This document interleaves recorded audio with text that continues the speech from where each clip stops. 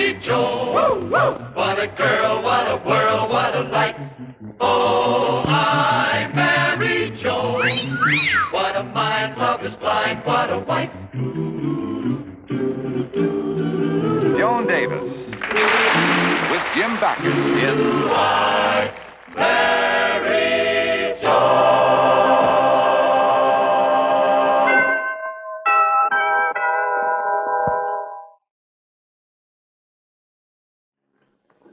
Of all the neighbors, imagine squirting me with a hose. I'd like to. I'd like to. Well, not you, Brad.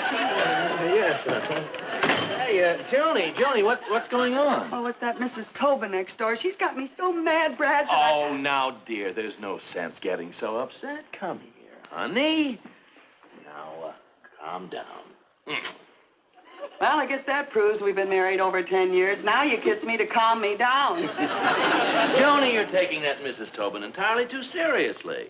Look, I know that Mrs. Tobin is difficult and unreasonable, but why don't you try being nice to her? I have tried being nice, but it's like trying to make friends with an octopus. While you're shaking one hand, the other 7 are getting ready to strangle you. I don't trust them. Oh, now, look, honey, it's just a question of handling her right, that's all.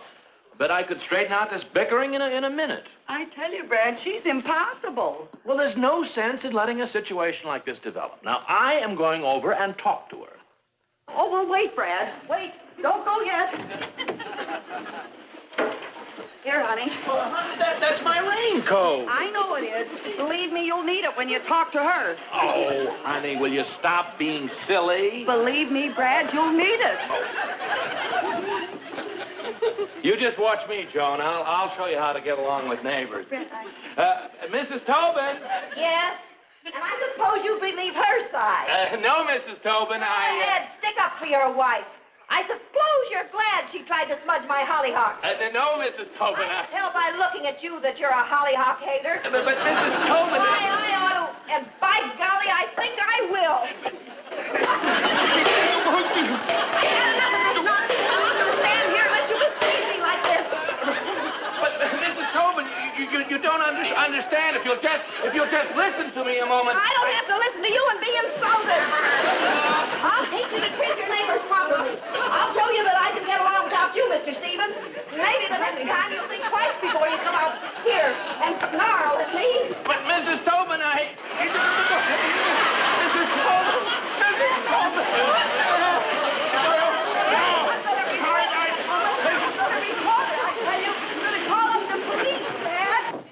I'll have her put in jail. That's what I'll do. I'm going to call up the police right this minute. Wait a minute, honey. You can't call up the police. I'm going to. I'm going to, Brad, and nobody's going to stop me from making that phone call. Joni, you can't. Don't try to stop me, Brad. I'm going to report that woman. She can't get away with a thing like this. I'm going to call up the police right this minute. Joni, you can't. Why not? We don't have a phone yet. Well, I don't care. I'm going to call her up anyway. I wouldn't care.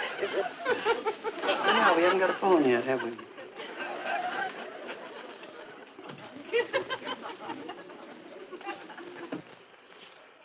What a lemon I picked for a neighbor. Why does everything happen to me? Oh, she's got me so upset I can't even do my work. I swear I don't know what people like that are around for. Around for? Well, I don't even recognize my own doorbell.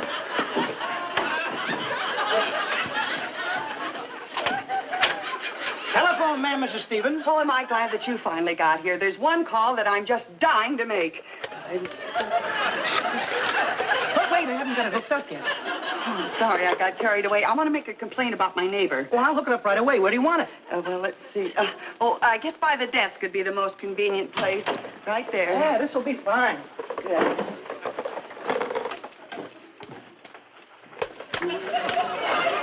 Wait, I haven't hooked it up yet.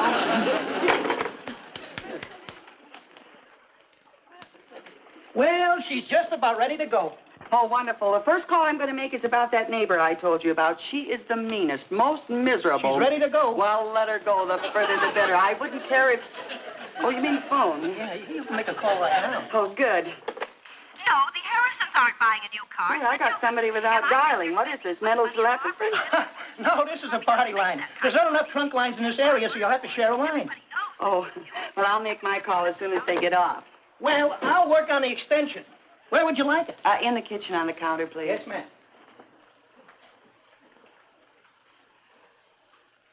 And if he was as prosperous as she'd like to have people think, why, I'd be the first to know.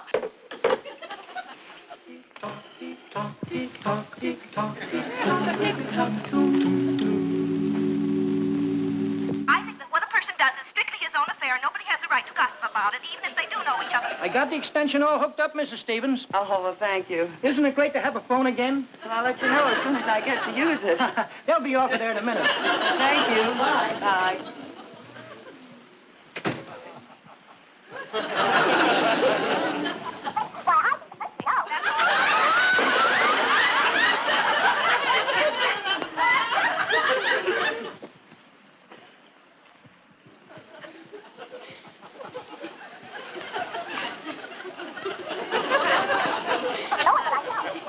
Excuse me. Yes, I know you're on the phone. But I've been waiting for 3 solid hours. Hi, lover. And I would just like to make one call. I see we got a phone. Yeah, we got a phone, all right, but it's a party line. Well, why don't you hang up and give the party a chance at it?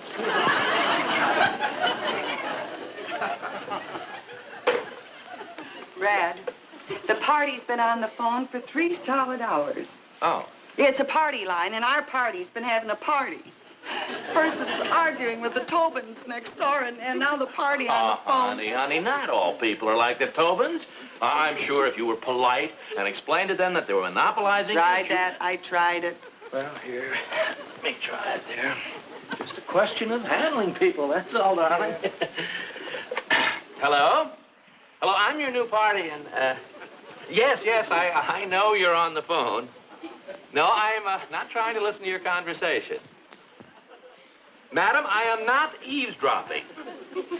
I told you I am not eavesdropping. And frankly, if I ever dropped any eaves, it would be right on you. Yes, you heard me. What'd you say, Brad? Who is she? Is that so? Well, I tried to be polite, but I can see it's useless. It's a waste of time. I'm going to report you to the phone company. You're inconsiderate. Intolerable, indecent, improper. And 3 or 4 more ins that happen to escape me at the moment. Not a girl. And another thing, Brad? What is it? Look, don't tell me what to do. I know my rights as a telephone subscriber. And if I'm making a call, no one can tell me to get off before I'm ready. I've got just as much right to use this phone as anyone. And no matter what you say, I'll talk as much as I want to. Goodbye. Goodbye! And now will you please get off the phone? So it's you. Yes, it's me. Now will you please get off the phone so I may use it? Like fun, I will. I haven't finished using it myself. Now, look, Joni, I'm sure that pretty soon Mrs. Tobin will be all talked out, and you can use the phone as much as you want to. Goodbye, dear.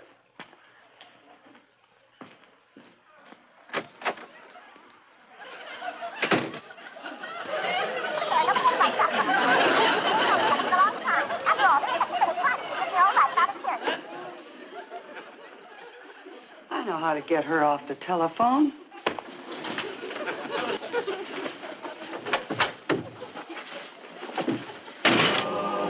I think of this a long time ago.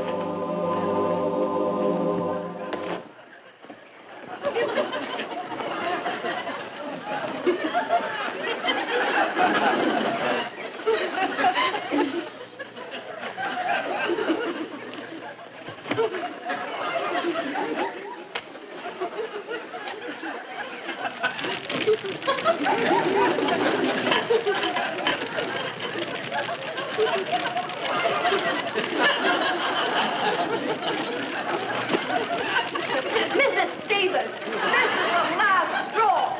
No, it isn't. It's feathers. Mrs. Stevens, let me tell you something. Go right ahead. I'm a very patient woman, but I've stood about as much of your nonsense as I intend to. I've tried to be fair. I've bent over backwards. But now I'm completely out of patience, and I'm going to do something drastic about these malicious tricks of yours. Gloria,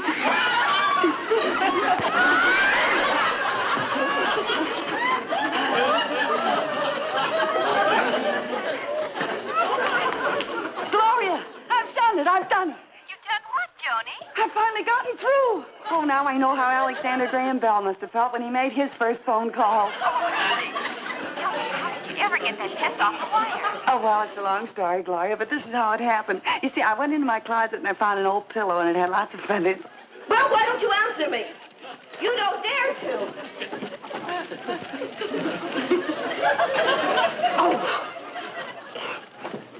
Well, to begin with, there was the tie. But when the fella, she. Well, what do you want to tell me, Gloria? Well, it was about the... no, come to think of it, it couldn't have been. Anyway, did you know that... Oh, of course you... Joni, I'm afraid I don't have anything to say either. But why don't we just hang up? Are you kidding? And let that miserable dame get back on this phone? Nothing doing. Oh, we'll find something to talk about. Okay. Did you ever hear this? By the shores of Gitchigumi, by the shining big seawater, stood the wigwam of Nokomis and her son named Hiawatha. And to obey the scout law, I will keep myself physically strong, mentally awake, and morally straight. So that government of the people, by the people, and for the people shall not perish from the earth. Oh, there's somebody at the door, Gloria. I'll call you right back. Don't go away, honey.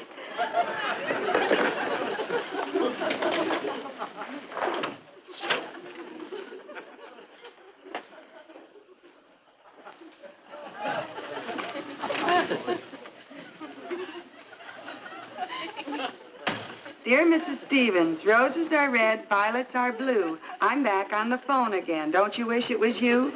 The phone.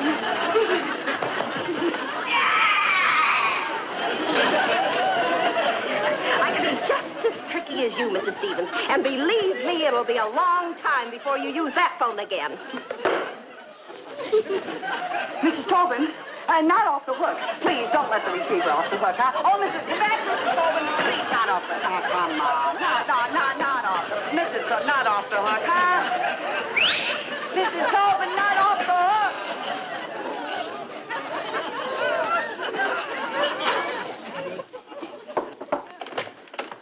Hi, sweetie. Hello, darling. Janet, I did it. I closed the Cavendish deal. He walked into the office, said he was going to go for the whole proposition. Lock, stock, and barrel. I knew he would. I told you this morning.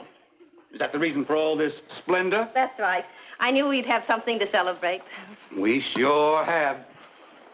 You know, it's not every day that I land a $25,000 account. Say, I suppose now there's no reason why you can't make that little trip back east that you've been wanting, hmm? Oh, it would be wonderful to visit the folks again. Hmm. How are our friendly neighbors? Well, I haven't seen him today, but she's about as friendly as a cobra. Every time I try to use the phone, she badgers me in some fantastic way. Oh. Oh, by the way, I stopped by the telephone company, and they said it would be at least 2 or 3 months before we could get a private line. Oh, I don't know how I'm going to manage with that woman. Say, I'm missing the first 5 minutes of my favorite television program, Two Hearts Against the World. How is she, Henry? Is there any hope? I don't know. The doctor's in there with her now. When he comes out, I'll make him tell me the truth, no matter how hard it is to bear. And now do you know what that awful woman is doing, Brad? Just to keep me from using our party line, she deliberately left the receiver off the hook. Off the hook? I can't believe it, Joan. Well, it's true. I don't hear anyone talking. She left it off the hook. How is she, Doctor? Mr. Tobin is talking to a doctor. You'll have to be brave, old man. Brave? If he can live with a woman like that, he deserves a medal. Then there's no hope for her at all. What? In cases like hers, medical science is absolutely helpless. Medical science is helpless. Does she know? No, and she must never know. We've got to do all we can to make your wife happy in the little time she has left. Charlie, what's the matter? Oh, Brad, this is terrible. What a horrible injustice I've done to that poor Mrs. Tobin. What's wrong? Well, her days are numbered. She only has a few months to live. No wonder she needed the phone all the time. She may have to call for help at any moment. That accounts for her awful disposition. Well, she can't help it. She's probably been in constant pain. I bet that's why she doesn't know how to drive, and she drove over the hedges in our driveway, you remember? If we'd only known sooner. Well, Brad, I'm going to do everything that I can to make her last few hours happy. Okay, dear, dinner's ready. Oh, good. So we come Oh, to the I end of wonder who another that could episode be of at Two this Hearts hour. Against the World. Tune in tomorrow to find out what happens. Hello. Well, Kerwin. Say, what is this? Well, nothing. We're just trying to be friendly. Well, after all, we're neighbors. Well, you weren't very friendly this morning when you squirted me with that hose. Well, you stop. I'm awfully sorry, Mrs. Tobin. That was an accident. We brought you some flowers. Yes, I picked them myself out of our yard. Aren't they beautiful? Well, why shouldn't they be? No one blows incinerator smudge at them. Oh, well, that'll never happen again, Mrs. Tobin. Not as long as you live. I mean, as long as I live. Well, as long as you're here, why don't you come on in and sit down? Yes, well, please thank do. you. Hey, let me Sit take over those the flowers. chair. Yes, after you, Right hon. over there, Mr. Stevens. Oh, and Mrs. Tobin, if you have too many leaves in your yard, just throw them over in my yard. I won't even burn them. I'll bury them. Well, that's very nice of you, Mrs. Stevens. And about your party Saturday nights, if you have to make noise, make noise. The main thing is enjoy yourself. Oh, we don't want to annoy our neighbors. Oh, what's the difference? So if you keep us awake all night, we can always sleep late on Sunday. Oh, sure, that's our motto. Live and let live. And about the telephone. Oh, in a month or two, our problem will be over. I know. Well, you don't seem very happy about it. Well, I'm not. Believe me, I'm not. Well, as far as I'm concerned, it'll be a big relief. Yeah, I suppose you feel that way when you've been suffering. But let's change the subject. I brought you some fudge. I made it myself. I must say, it's awfully nice of you folks. Well, I really shouldn't. I have to watch my figure. Oh, go on. Take a piece and stop worrying about your figure. Eat, drink, and be merry, for tomorrow you may diet. Don't touch it. It's full of sugar. I say, have you folks had your dinner yet? Well, no, we haven't. Why don't you join us? Yes, please do. I'll get 2 more chairs. Oh, Mrs. Tobin, I'll get them for you. Let's conserve your strength. No, that's all right, Mrs. Stevens. I can do it. You stay right where you are. Oh, you have a wonderful wife, Mr. Tobin. Yes, I know. I don't know what I'd do without her. You have to be brave, old man. Do you always make such a fuss about dinner? No. You see, this is a kind of a celebration. I had some good news today. Good news? Well, I think you might call it that. It'll mean about $25,000 to me. The insurance money. He isn't even cold yet. Oh, Mrs. Stevens, you have no idea how happy I am that we're going to become friends. Well, so am I. We'll have to see a lot of each other. Oh, wonderful. Oh, by the way, I'm going away shortly. Let's not talk about it, huh? Well, now that we've become friends, I sort of wish you could go along with me. When will I be leaving, dear? Well, I don't know, dear. I only just heard today that you were going. I was terribly disappointed that she didn't go last year. What? As a matter of fact, I've been wanting her to go ever since we were married. Why, you Bluebeard. What are you talking about? This despicable character that calls himself your husband, celebrating because he got the good news today. Why, he can't wait to spend the insurance money. Insurance money? Don't act so innocent. I hate to upset anyone who has such a short time to live, but... Oh, you weren't supposed to know. Honey, what is she talking about? I don't know what she's talking about, and I don't think she does either. Oh, yes, I do. I heard the doctor tell you that she only had 2 or 3 months to live. I heard it with my own ears because you left the receiver off the hook on the telephone there. I heard it. I only had 2 or 3 months to live. Yes, the doctor says that in cases like yours, dear, medical science is helpless. Medical science. She was listening to the television program, Two Hearts Against the World. You're not dying? No, and don't look so disappointed. You're not even sick? Only at the sight of you. I tried to be so nice. Give me back my candy and the flour. Come on, Brad, let's go. Trying to make trouble between my husband and me, huh? Me trying to make trouble? I only came That's down. right. She was only trying to be kind and sympathetic. You ought to be ashamed of yourself, picking on a poor, defenseless woman. Why, I ought to...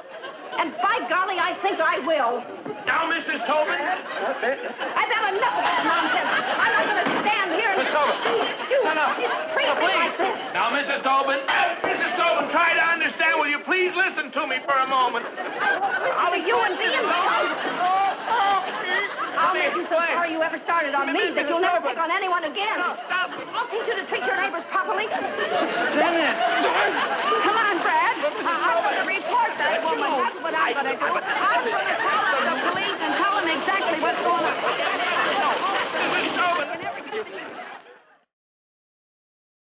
More coffee, Brad? No, thanks, dear. I'm going to bed. Me too. I'm tired.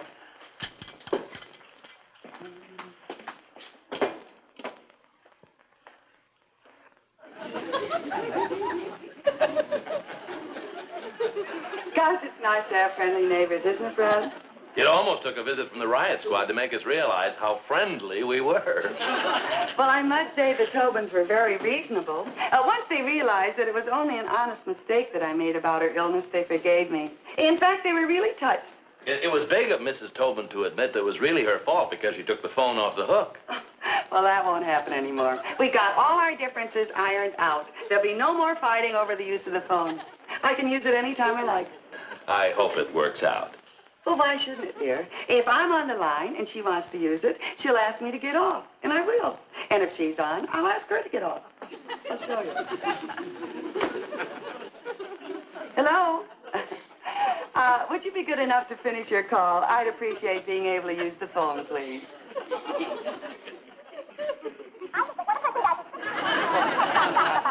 But I only asked you. Well, Mrs. Tobin didn't get off? Mrs. Tobin isn't even on. The phone company added another party to our line.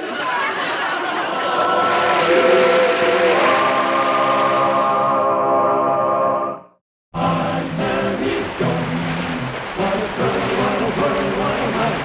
Oh, I'm Mary Joan. What a mind, love is blind, what a wife.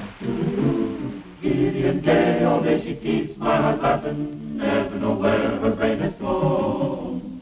To each his own. Can't deny that's why I married Joan.